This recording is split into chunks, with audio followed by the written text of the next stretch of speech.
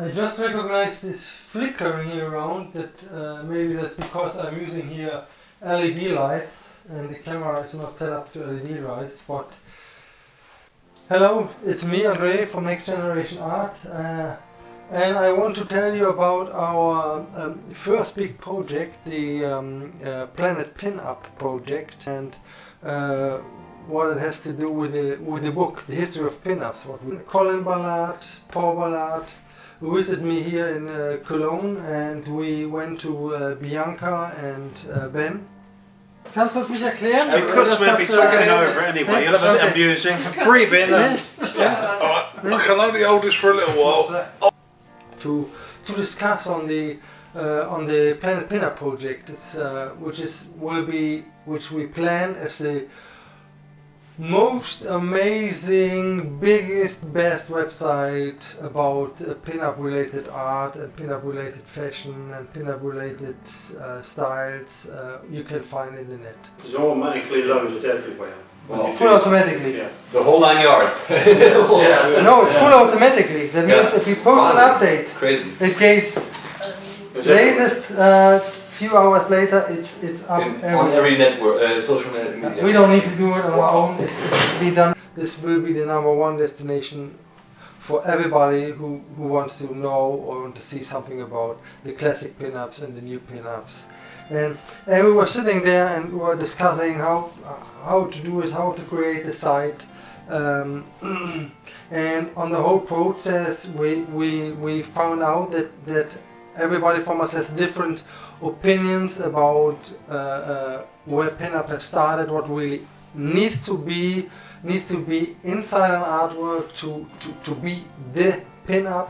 Needs it to be vintage style, the 50s style, needs the model have to have a special pose or something. It's better with the title.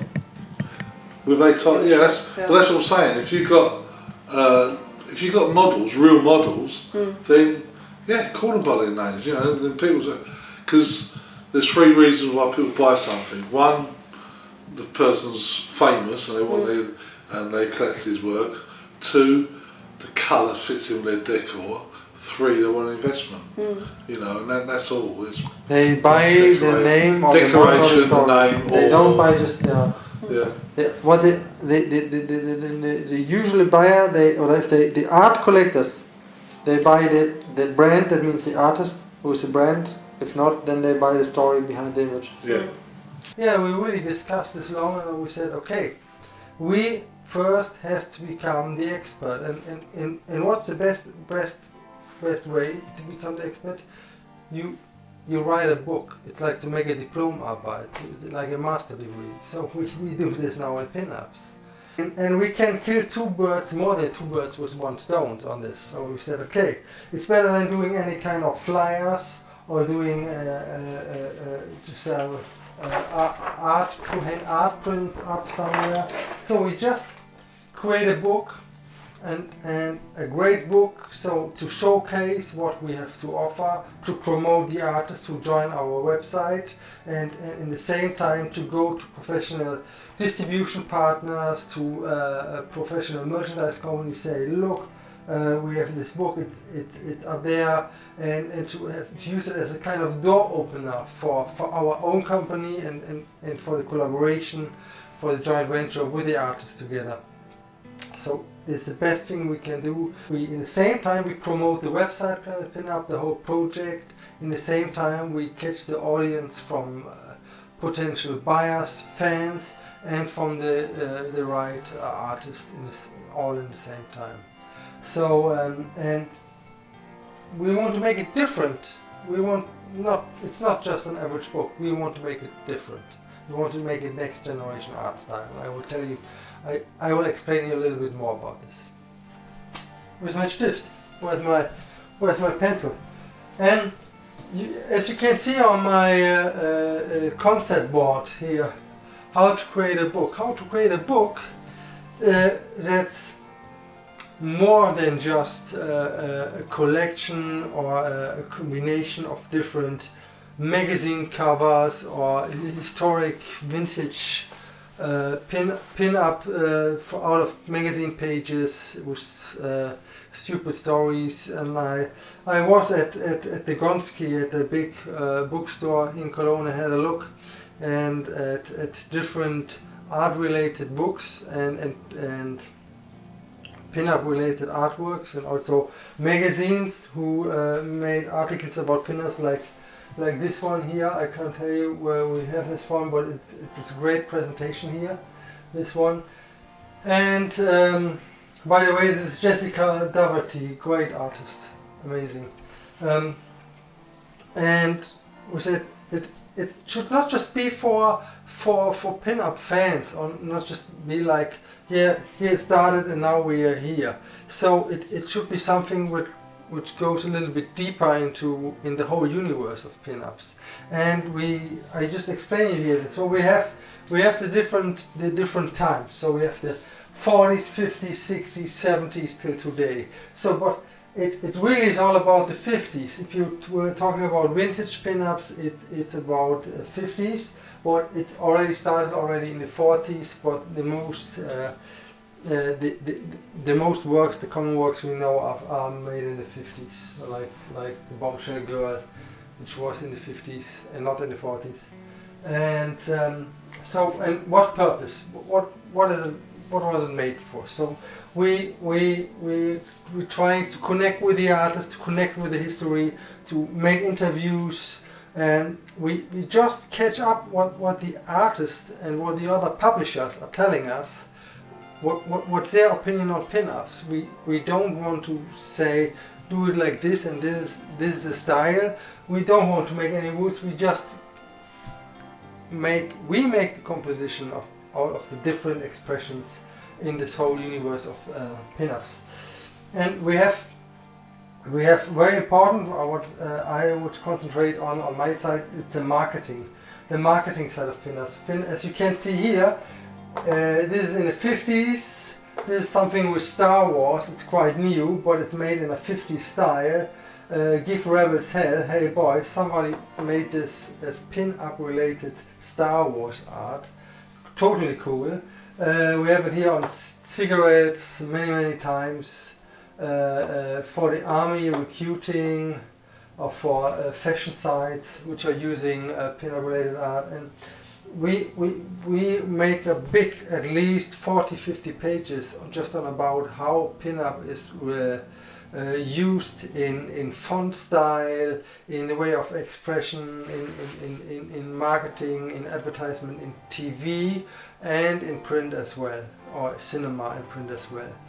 And this will be a cool selection of great artworks. Also, it should be inspiring for marketers, marketing guys, creative people as well. So this is quite important. And then we have pin-up and traditions. So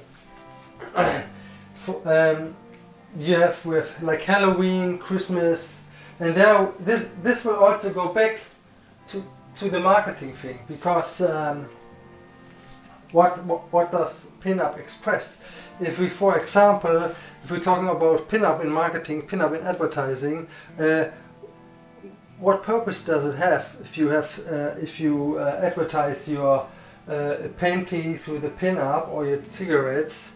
There is something. It's like where we want to know where does this magic touch comes from, this spiritual sexiness. So if you advertise your product with a pin-up girl, you're not just focusing on soldiers, or you're not just want to say, oh, my product is kinky somewhere, there's some sexiness in it. No, there's more than this. And like I said here, snowflakes, it's like everything, it's like with the magic on in the December months, November and December, but everything is advertised with snowflakes and Christmas trees, so to give it a special surrounding. The same is on pin-ups. So, and we are going to research for this, we're going to find this, we're going to bring this to a point. And that's, so we have this combination of marketing and traditions, which is quite very important for us. And we have models and fashion. This is another thing. What is with pin-ups without the models? The models are very important for for pin-ups. So We started with in the old 50s, 60s with the black and white photography with the models, and how it developed to pin-up style photography, which is quite interesting. And this will be a very interesting discussion we will have to face with different photographers, because when is pin-up photography pin-up photography? Do you know that? Is it enough when a girl wears a red, white dotted skirt? And how long needs a skirt to be? Needs to be over the knees or shorter than the knees? Or does she need to have black hair? And what is when the hair is put together? And what if she wears different style, or if the lip gloss is not red enough, if it's black? So when is it pin-up photography? That's quite interesting. And you have here.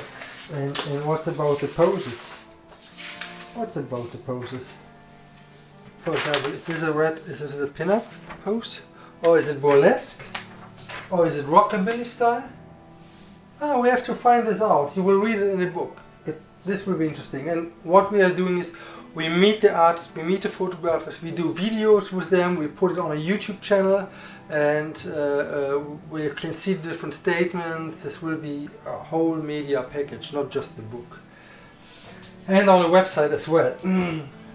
So we have the models, the fashion, and the photography. And even in after the years, out of this pin-up fan base, they created a kind of lifestyle around it, and also create a style, a fashion style. So like I said, like the red, white dotted skirt and tattoos, for example, or different poses like here. When is it pin-up? Does she need to show more of her bums? Or through the strips? That's quite interesting. And we are the ones who let the models talk. And so we get the model side, the photographer side, the artist side, the publisher side, the marketing side. And we are not talking about just a small thing, we are talking about like 300 pages book. This will be a Bible.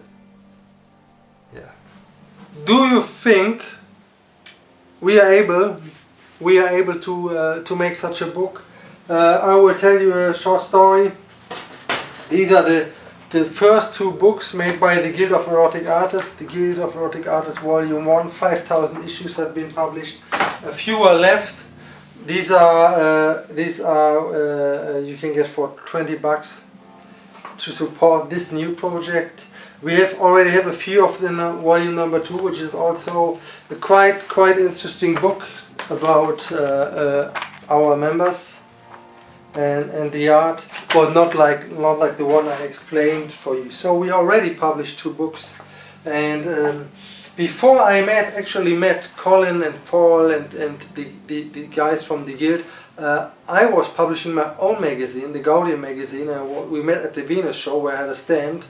And so I had publishing experience by myself. We are in conversation with 3 big publishing houses here in Germany, very big one, because there are no contracts made yet, so I don't want to talk more about this. So we get a worldwide distribution. We get it hard paper book, very professional one. It will be in A3 size, widescreen format, and yeah, it's will be an amazing thing. And support us. Get yourself a Guild of Erotic Artists Volume 1 or Volume 2. For $20, or get some of this. We made this in our own production in the Bad Taste Garage, how we call it.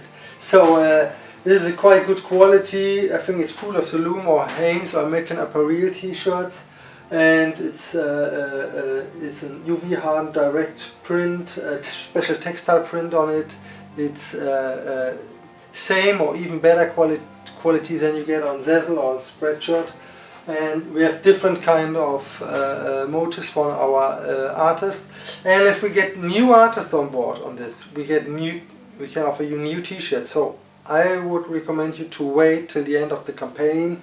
Then you can have a big selection of, very huge selection of nice works for T-shirts you can get. So for to support this book project, and I think in January, February next year, 2017, the book will be ready. We already have started on this, on connecting with different artists and different publishers, and working on the license things for if you use old pictures. And this is not easy to handle. It's quite very expensive to get all this shit together. But we are not afraid for this. We think we can do this because we are working on one of the best books about pinups yet. And so please support us, support the artist, and I think everything is said about the book and the project. Yeah. So let's get the shit done.